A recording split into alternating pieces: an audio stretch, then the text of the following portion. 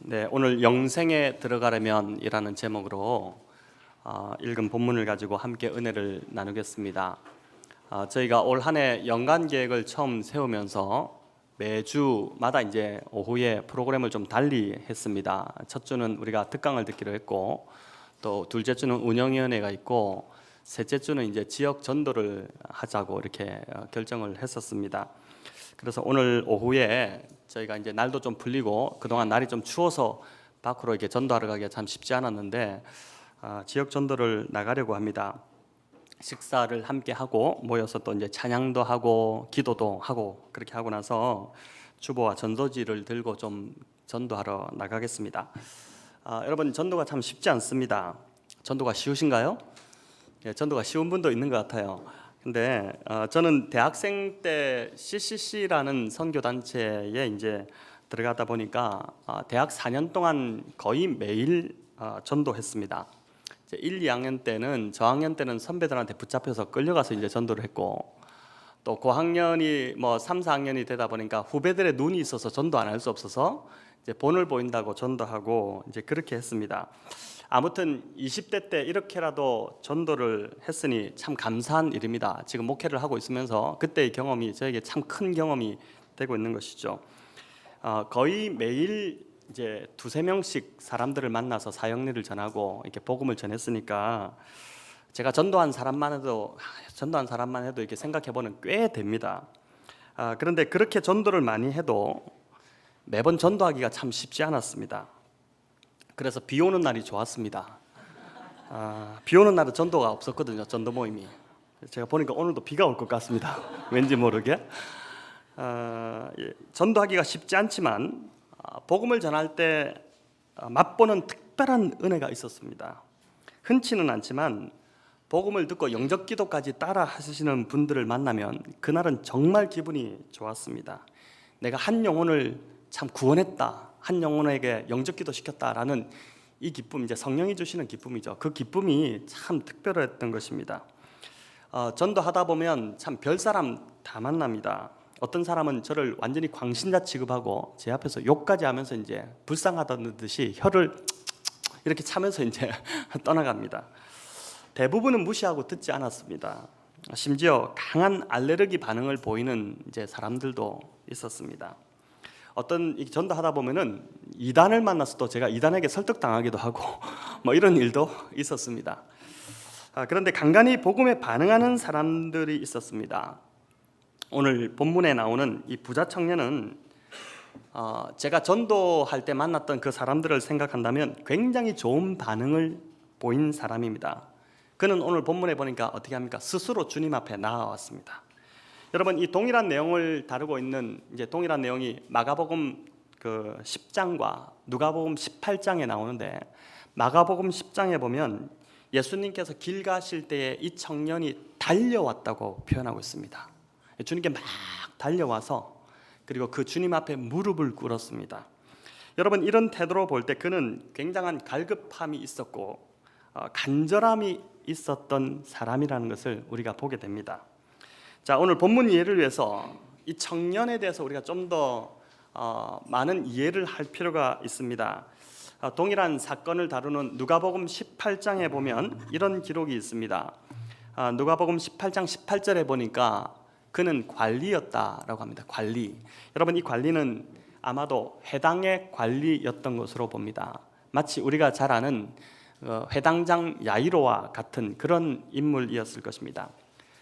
젊은 청년이 지금 젊은 사람이라고 하고 있지 않습니까? 이런 자리에 올랐다는 것은 그가 굉장히 독실한 유대인이었다는 것이고, 어릴 때부터 유달리 율법에 대한 사랑이 뛰어나고 특출했다는 것을 보여줍니다.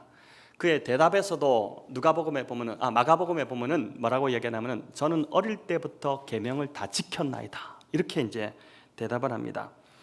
유대교 입장에서 보면 이 청년은 굉장히 신실한 자였고 지도자의 그 위치에 처해 있던 사람이었습니다. 자, 그런 자가 지금 막 달려와서 예수님의 앞에 무릎을 꿇은 것입니다. 이것은 상당히 파격적인 행동을 보인 것입니다. 당시 나이 든 사람이나 또는 그 유대의 지도자들은 아무리 급해도 잘 뛰지 않았습니다. 천천히 그냥 걸어갔습니다. 왜냐하면 유대 문화 자체가 나이 든 어른들은 뛰는 것을 굉장히 경망스러운 행동으로 여겼기 때문에 천천히 그냥 걸어갔던 것이죠. 그럼에도 불구하고 이 사람은 지금 뛰어서 주님 앞에 왔습니다.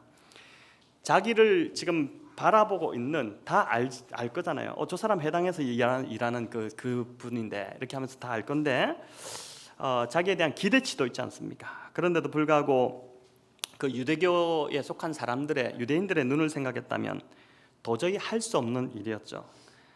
그만큼 이 청년 안에 채워지지 않는 갈급함이 있었다는 것입니다.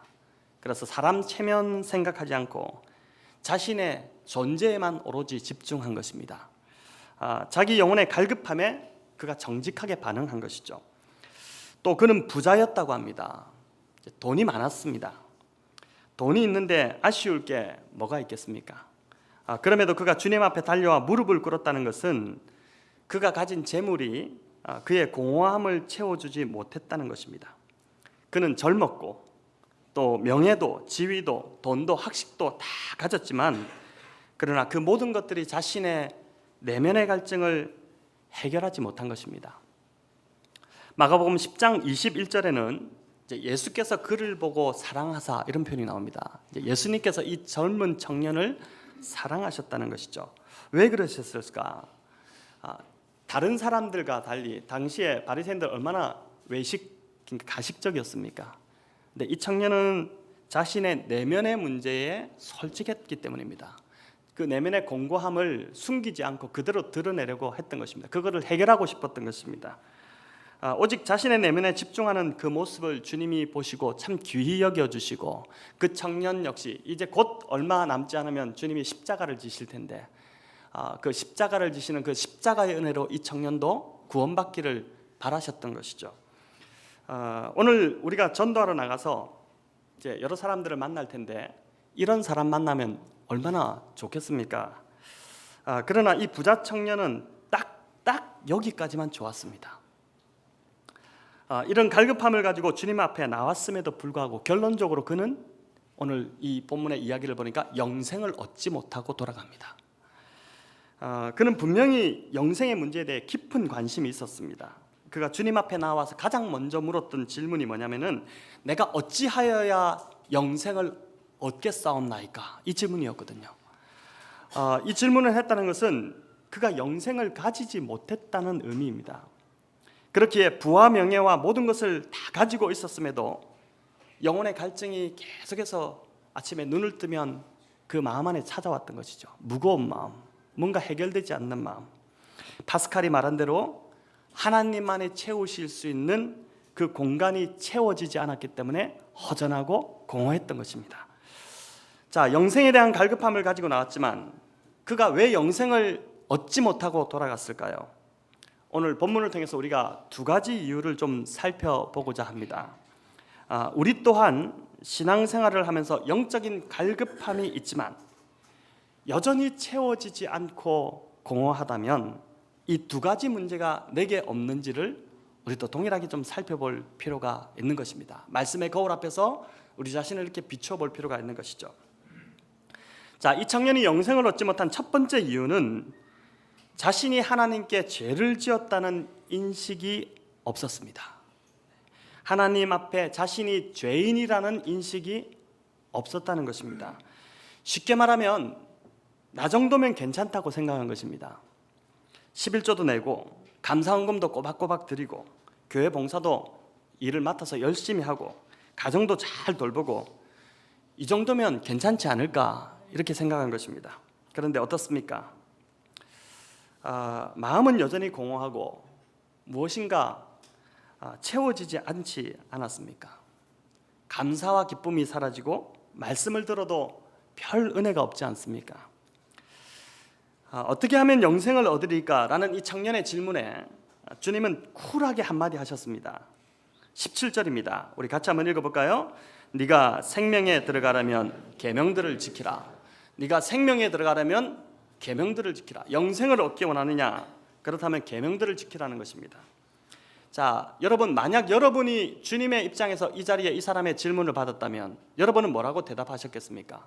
저는 이 본문을 가만히 묵상하다 생각해 보니까 아니 이거 대답을 잘못하셨네? 이런 생각이 들었습니다. 왜냐하면 이렇게 대답했겠죠. 저 같으면 주 예수를 믿으라. 그리하면 너와 네 집이 구원을 얻으리라. 이렇게 좀 멋지게 한마디 하든지, 아니면 요한복음 3장 16절에서 뭐라고 합니까? 하나님이 세상을 이처럼 사랑하사 독생자를 주셨으니 이는 저를 믿는 자마다 멸망치 않고 영생을 얻게 하려 함이라. 그러니까 믿음으로 구원받으니까 주 예수를 믿어라, 너는 나를 믿어라, 이렇게 대답했을 건데, 여기 보니까 주님이 뭐라고 합니까? 계명을 지키라고 하십니다. 마치 주님이 그렇게 싫어하신 이 율법학자들이 주장하는 율법을 지켜야 구원을 받는다는 그 주장을 주님이 동일하게 하고 계신 것처럼 보이는 것입니다. 왜 주님이 이렇게 대답하셨을까요? 율법의 계명들을 다 지키면 영생을 얻는 것이 맞습니다. 문제는 사람으로는 율법의 계명을 온전히 지킬 수 없다는 것이죠. 이것을 깨달으면 자신이 죄인임을 인정할 수밖에 없게 됩니다. 그런데 이 청년은 어릴 때부터 이런 율법을 다 지켰다고 했습니다. 여기에 이 청년의 문제가 있는 것이죠. 어느 계명을 지켜야 되느냐라고 청년이 물었을 때 주님은 살인하지 말라, 간음하지 말라, 도둑질하지 말라, 이웃에게 거짓 증거하지 말라, 내 부모를 공경하라, 이런 이제 10계명으로 말씀하셨습니다. 여러분, 이 청년이 사람을 죽이지 않았고 성적으로도 순결하고 또 남의 물건도 안 훔쳤고 거짓말도 안 했을 수 있습니다. 그래서 다 지켰다고 할 수 있습니다. 자, 오늘 이 자리에 어떤 분들은 나도 다 지켰네 이렇게 말할 수 있습니다. 그런데 과연 그럴까요? 자, 앞에서 살펴본 마태복음 5장에서 7장의 산상수훈의 주님의 가르침을 보면 주님이 요구하시는 의는 율법이 말하는, 율법이 지키라고 하는 그 의보다 훨씬 더 높은 수준의 의임을 우리가 이미 살펴보았습니다. 우리가 사람을 직접 죽이지 않아서 살인하지 말라는 계명을 지켰을 수도 있지만 주님은 사람을 미워하면 마음으로 살인한 것이다 이렇게 말씀합니다. 또 주님은 나는 간음하지 않았다라고 하지만 우리가 그렇게 이야기할 수 있죠. 여자를 보고 성적인 상상을 하는 것만으로 이미 마음에 간음을 저질렀다 이렇게 말합니다. 살인하지 않은 것으로는 부족하고 사람을 미워하지 말아야 한다라고 말씀하고 있고, 간음하지 않은 것으로는 부족하고 간음하고 싶은 그 마음을 품지 말아야 한다는 것이죠. 자, 이 부자 청년은 겉으로는 계명을 다 지켰다고 했지만 실은 마음으로는 하나도 지키지 못하고 있었습니다. 주님은 이 청년이 너가 지켰다고 하는 그 율법은 내가 요구하는 그 요구에는 턱없이 부족하다라는 그것을 깨닫기를 원했기 때문에 계명을 지켜라 이렇게 말씀하셨던 것이죠. 자, 자신이 돌이킬 수 없는 죄인이라는 인식이 없이는 십자가의 용서와 은혜는 절대 임할 수 없습니다. 팔복에서 말씀하셨듯이 심령이 가난한 자가 천국이 저희 것이 되고 애통하는 자가 위로를 받게 될 것입니다. 이 청년의 문제는 자신이 죄인이라는 인식이 없었다는 것입니다. 여전히 자신은 문제없다고 생각했습니다. 잘 살고 있다고 생각하는 것입니다. 심령이 가난해지고 또 자신의 죄성을 보고 애통해하는 마음이 있어야 되는데 그 마음이 이 청년 안에 없었던 것이죠. 한때 제가 고등부 아이들과 이제 매년 여름에 농촌으로 전도여행을 갔었습니다. 아이들을 쭉 데리고 가서 둘씩 짝지어서 이제 가가호호 방문하며 복음을 전하게 했는데 시골에 이제 주로 가면 할머니 할아버지들밖에 없습니다. 젊은 사람들이 다 도시로 떠나다 보니까, 그러다 보니까 이제 할머니 할아버지들 대상으로 주로 전도를 하다 보니까 이분들이 눈도 어둡고 또 글도 잘 읽지 못하시는 분들도 있고, 이러다 보니까 어떤 글이 적힌 사형리와 같은 전도지를 가지고 전도하기가 참 힘들었습니다. 그래서 아이들이 또 전도하다 보니까 주로 이제 사용한 전도지가 뭐냐면은 글 없는 전도지였습니다. 여러분, 글 없는 전도지가 뭔지 아시나요? 이제 초록색 이 껍데기로 돼 있고 안에 이제 몇 장의 색깔 종이가 들어 있습니다. 그 안에 들어 있는 색깔이 빨간색도 있고 검은색도 있고 하얀색도 있고 또 황금색도 있고 요 네 가지가 들어 있어요. 이게 어떤 것이냐면은 이제 빨간색은 뭐겠습니까? 죄가 아니고요. 보혈입니다. 예. 자, 예수님의 보혈입니다. 고등학생들도 아는 건데. 자, 그 다음에 검은색은 뭡니까? 죄죠. 그 흰색은 뭘까요? 죄로 인해서 이제 예수님의 보혈로 검은 죄가 깨끗하게 씻겼다. 황금색은 뭘까요? 자, 우리가 천국에 간다. 이제 이렇게 너무 이게 유치하면서도 그러나 굉장히 핵심적인 단순한. 그래서 색깔을 보여주면서 이렇게 전도를 하는데 아이들이 생각보다 굉장히 전도를 잘했습니다. 글없는 전도지로 예수님을 전할 때 항상 문제가 된 게 뭐냐면은 검은색이었습니다. 죄에 대해서 설명해야 되기 때문입니다. 대부분의 할아버지 할머니들은 농촌에 얼마나 순수하게 잘 사십니까? 착하게 잘 사시잖아요. 그래서 아이들 보면서 이제 아이들이 오니까 막 전하니까 손주 생각이 나서 너무 좋으니까 이제 이렇게 잘 대해 주셨습니다. 그런데 어떤 할아버지는 굉장히 불같이 화를 내셨습니다. 평생 시골에서 농사만 지으면서 참 선하게 남에게 피해 주지 않고 법 없이도 살았는데 어느 날 갑자기 이상한 놈이 하나 나타나가지고 당신 죄인이라고 회개해야 된다 그렇게 하니까 막 화가 난 것이죠. 어떤 애들은 끝까지 할아버지가 죄인이라고 밀어붙이다가 한 대 얻어맞고 쫓겨나기도 했습니다. 대충 넘어가면 밥도 주고 시골 인심이 얼마나 좋습니까? 시원한 수박도 주고 막 이렇게 쉬다 가라고 하면 할 텐데 애들이 왜 이렇게 검정색에 집착했을까요? 아이들의 눈으로 봐도 죄를 인정하지 않고는 십자가를 설명할 수 없었기 때문입니다. 참 어린아이들이 봐도 그 설명이 안 되기 때문에.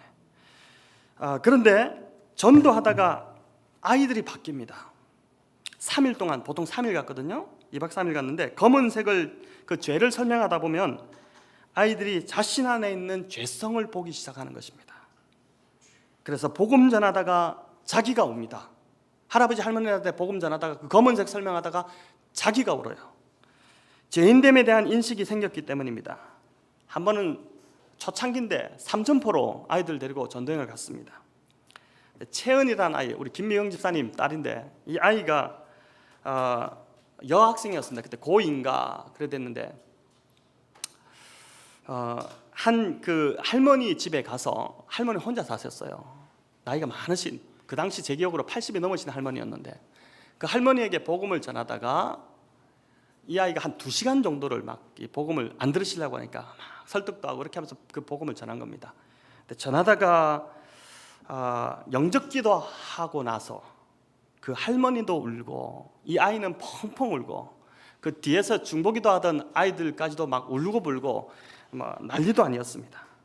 그래서 마치고 제가 채연이에게 물어봤습니다. 왜 이렇게 울었냐 물어보니까 그 아이가 이런 대답을 하는데 지금까지도 제가 기억이 생생한 게 영접기도를 하는데 그 할머니를 하나님께서 그렇게 사랑하신다는 그 마음을 주셨답니다. 내가 이 할머니 그렇게 사랑한다. 그리고 고맙다. 네가 멀리 서울에서부터 여기까지 와서 이 할머니를 위해서 이렇게 2시간 동안 씨름해서 이 할머니에게 복음을 전해줘서 내가 너에게 너무 고맙다. 이런 마음을 하나님께서 주셔서 그 아이가 이제 펑펑 울었다는 것입니다. 자신이 죄인이라는 것이 깊이 깨달아지면 그때부터 은혜가 임합니다. 십자가를 붙들지 않을 수 없고 내가 매달려야 할 저 십자가에 주님이 대신 매달리셨구나라는 그 사실에 우리의 영혼이 깨어지고 뒤집어지는 것입니다. 여러분, 미국 시카고 주변에 해몬드라는 도시에 잭 하일즈 목사님이라는 분이 계십니다. 이 유명하신 분이죠. 근데 이분의 특징이 설교 시간에 죄를 그렇게 강조하셨어요. 이런 겁니다. 여러분 죄인입니다. 죄를 해결하지 않으면 여러분에게 소망도 없고 절대 행복이 없습니다. 죄 문제를 해결하지 않으면 하나님의 진노가 임합니다.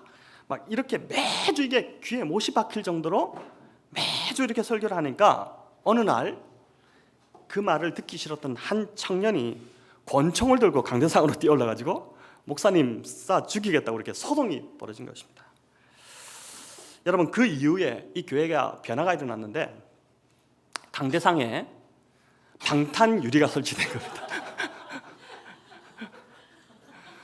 이 목사님이 제 설교를 포기할 수는 없고 계속 해야 되니까 또 어떤 애가 또 권총 들고 뛰어올라올지 모르니까 방탄 유리를 설치했다는 것입니다. 여러분, 그만큼 사람들은 죄 문제를 듣기 싫어합니다. 죄인이라고 하면 싫어합니다. 그런데 재밌는 것은 그 일 이후 이 교회는 사람들이 미어터질 정도로 더 많이 모이기 시작했다고 합니다. 왜 그럴까요?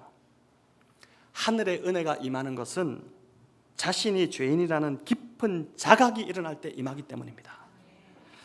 그래서 역사적으로 볼 때 모든 부흥은 예외 없이 회개의 운동에서부터 시작되었습니다. 여러분, 초대교회 베드로의 설교를 듣고도 제가 금요일 기도회 때도 말씀드렸죠.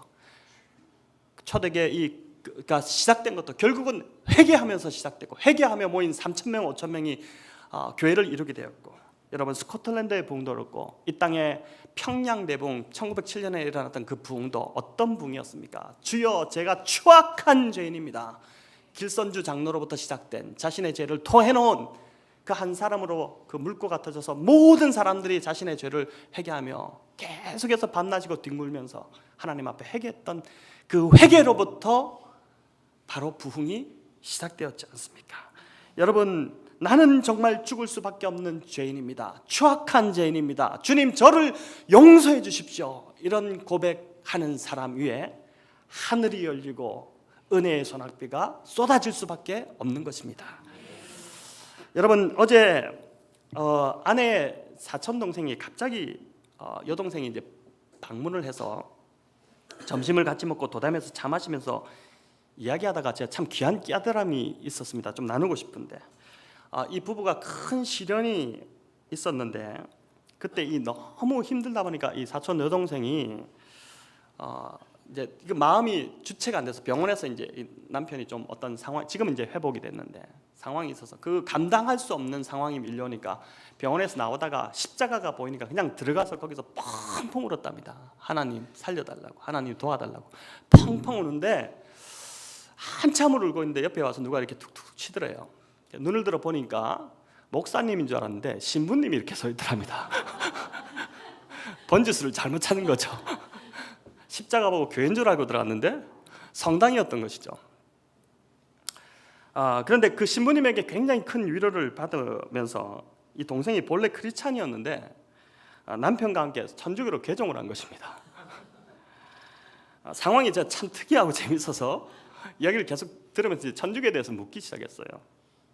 근데 고해성사 이야기가 나왔는데 제가 지금 천주교를 이제 뭐 이렇게 어떻게 두둔한다거나 아니면은 고해성사가 신학적으로 옳다고 인정하는 그런 말은 절대 아닙니다. 고해성사는 1년에 2차례 신부님에게 죄를 고백하는 성사입니다. 제가 어제 그렇게 하더라고요. 그러니까 부활절과 성탄절에 주로 한다고 합니다. 근데 듣다 보니 오늘 우리 기독교에 무너진 것을 여기는 그나마 유지하고 있구나, 이런 생각이 들었어요. 신부님에게 죄를 고백하기 위해서 고해성사하기 전에 내가 무슨 죄를 지었는지 한 주간을 계속 묵상한답니다. 자기를 돌아보게 만드는 거예요. 계속 죄 문제를 가지고 씨름하는 것입니다. 물론 그 고해성사도 문제가 많다고 합니다. 어떤 시어머니는 와가지고 며느리 욕만 계속 하다가 가기도 하고 이렇게 하기도 하는데, 그러나 이제 그 한 주간 계속 죄를 묵상하는 겁니다. 근데 이렇게 하다 보니까 죄를 살피면서 은혜를 받기 시작하는 겁니다. 내가 죄인이구나. 이런 나를 위해서 주님이 돌아가셨구나. 그게 깊이 있게 다가오는 것이야. 자, 성도 여러분, 우리 정직하게 한번 우리 지난 한 주를 돌아봅시다. 우리는 회개하지 않고 거의 하루를 지냈고, 회개하지 않고 한 주간을 그냥 정신없이 살았습니다. 제가 말씀을 준비하면서 보니까 제가 그랬어요. 여러분, 기도 속에서 회개가 없었다는 것을 동일하게 인정하지 않으십니까? 우리가 왜 점점 메말라 가는가? 죄를 고백하고 회개하는 자리, 그 자리에서부터 은혜는 바로 임하기 시작하는데, 우리가 그렇게 살고 있지 않기 때문에 우리는 여전히 이 부자 청년처럼 나는 정말 잘 살고 있다, 나는 열심히 살고 있다, 나는 주의 일도 열심히 하고, 그렇게 하면서 스스로를 만족해하고 내가 죄인됨을 계속해서 통탄히 여기지 않기 때문에, 애통하는 마음이 사라졌기 때문에 우리 안에 우리가 메말라가고 있지 않습니까? 여러분, 이것은 성령의 은혜가 있어야 합니다. 우리의 노력으로, 우리의 힘으로 절대 되지 않습니다. 요즘 나의 내면이 공하고 채워지지 않는 허전함이 있다면 다른 기도하지 마시고, 여러분 아침에 눈을 떴을 때요, 어떻게 하십니까? 제가 지난번에 핸드폰 보지 말라고 그랬죠. 눈을 떴을 때 가장 먼저 엎드리라고 그랬지 않습니까? 엎드리셔서 다른 기도하지 마시고, 주님, 가난한 심령 주십시오. 오늘 하루도 나의 죄성을 보면서 애통하는 마음을 주십시오. 하나님, 오늘 하루 이렇게 시작하게 해주십시오. 오늘 하루 종일 제 안에 정말 애통하는 마음을 가지고 살아가게 해주십시오. 여러분, 이 기도가 있어야지 우리의 심령이 회복되기 시작할 것입니다. 자, 이제 이 청년이 영생을 얻지 못한 두 번째 이유는 이 청년에게 주님이 전부가 되지 못한 것입니다. 여러분, 이 부분 참 중요할 것 같습니다. 율법을 다 지켰다고 하는 이 청년에게 네가 부족한 것이 한 가지 있다, 이렇게 딱 건드리십니다. 네 소유를 팔아 가난한 자들에게 주고 너는 나를 따르라. 여러분, 마가복음에 보면 더 강하게 말씀하십니다.